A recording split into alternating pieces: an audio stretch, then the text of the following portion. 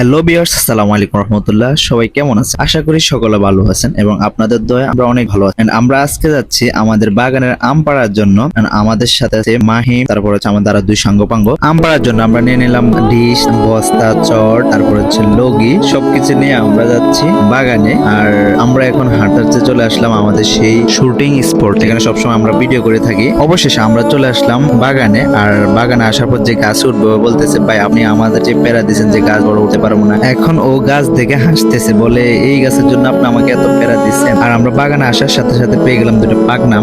আমের কালার গুলো জোস। আর এইদিকে আমগুলো রাখার সাথে সাথে মাহিমে একটা নিয়ে খাওয়া শুরু করছে, অথবা সে ক্যামেরায় ধরা খেয়ে গেল।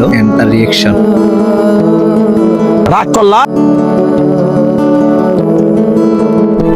ফাইনালি আমাদের চাম পাড়া শেষ। এখন হচ্ছে আমরা আমগুলো বস্তায় ভরে বাসার উদ্দেশ্যে রওনা দেবো।